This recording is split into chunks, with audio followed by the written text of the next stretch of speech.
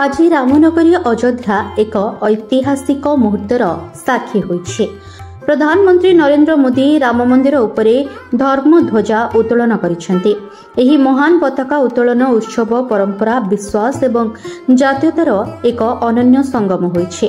पताका उत्तोलन उत्सव एवं प्रधानमंत्री मोदी आगमन पई अयोध्या को एक नूतन वधू परी सजा जायतिला। सहर को हजार क्विंटाल फूलरे सजा जायछि, जहा त्रेतय युग परी अनुभव हेउछे। अयोध्या रामपथ, भक्तिपथ, धर्मपथ एवं जन्मभूमि पथ समेत समस्त रास्ता एवं गली रे रामनाम प्रतिध्वनित हेउछे। प्रधानमंत्री नरेंद्र मोदी आगमनर आनंद रे भक्त माने आनंदित होइछन्ति।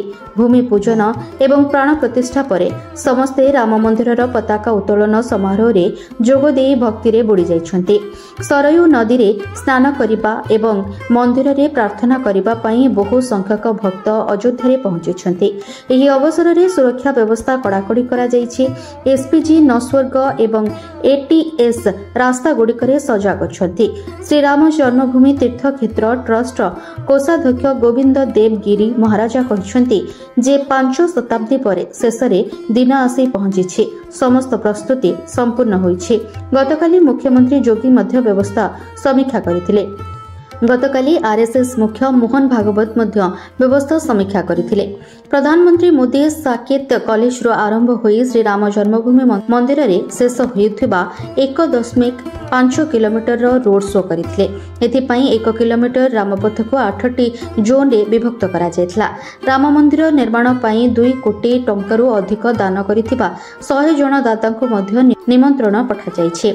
मंदिर रे उत्तोलन करा जायथिबा धर्म ध्वजा बा धार्मिक पताका प्रबल झड़े मध्य सुरक्षित रहिबो एवं पवनर परिवर्तन रे फसी न जाय ओलटि जिवो। एहार खुंटी 21 किलो सोनारे मड़ा जायछि। पताकाटी 4 किलोमीटर दूररू दृश्यमान हेबो। इकबाल अंसारी कहिसंती जे अयोध्या धर्मर नगरी। एठारे समस्त धर्मर देवी देवता वास करंती। साधु एवं संत माने एठारे वास करंती। एठारे भूमि को पवित्र बोली विवेचना करा जाय। एबे भगवान रामक मंदिर संपूर्ण निर्माण होइछि। ब्यूरो रिपोर्ट चर्चा न्यूज।